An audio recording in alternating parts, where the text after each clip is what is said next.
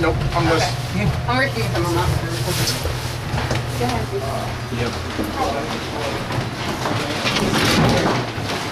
So very nice.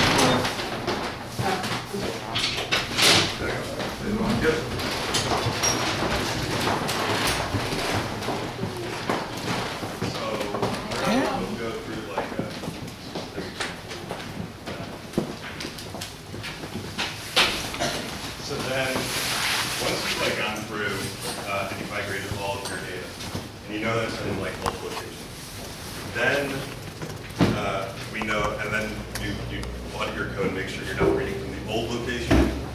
Then you can go in and drop back like other column. So that's where we would like remove it from X data, and then we would change all of our codes. I just want to use the new code. And then of course maybe you'd like make a change or something to the database and like disallow nulls or something like that. So Venmo went. So our staging database is a little bit different. It's kind of hard to explain, but you just pretend we don't have a staging database. And it's sort of complicated for us. So it takes a little bit longer. It takes more than just like 2 deploys.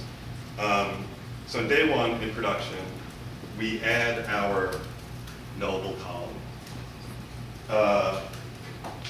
Then on staging, we deploy code that writes to both locations.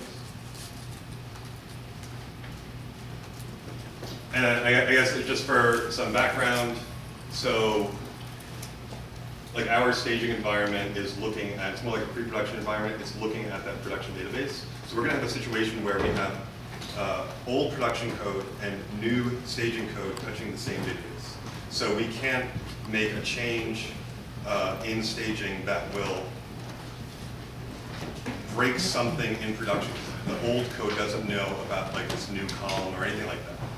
So it has to work with like 2 types of code. And this actually happens all the time when you're doing a deploy. Let's say you had, I don't know, 50 front-end servers. You're doing a rolling restart. Some of them get updated with the new code, but then the other ones are still running old code. So you totally have a situation where, and this happens like actually all the time, and you don't have to grow a company so big before you hit this, where some of your code will be mutating the database in a way for like the new code, the old code is going to break.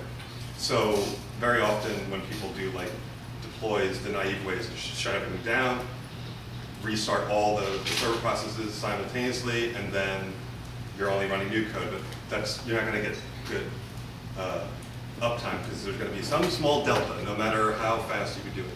There's going to be some small delta where you're going to get either get errors or some sort of data integrity thing if you're relying on sort of like this monolithic deploy process where there's like, so it has to be exactly like this.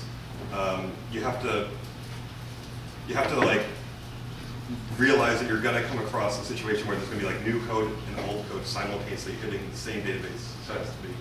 Do you do your change management company wide, like as you're rolling up in the code, or is it something that you use specifically? So what do you mean change management? Like the schema changes? Much, only. Okay. So, so yeah, on day 1, so we modify the production database, then we update the staging code. Then, once the staging code is good and there are no production errors, then we can deploy that code to production. And so now, this staging code that had to write to both locations, now that's in production. Then on day 2, so now we're writing to both locations. We're writing to like this new column and then some sort of old column. It can actually be a real column. It can be this very specific thing in Venmo called X data. Then on day 2, we can do the code that migrates it. So, and the reason why we do this is, again, we're going to be dealing with a situation where there's going to be some delta. There's going to be some old code that's looking at the old location, some new code that's looking in the new location.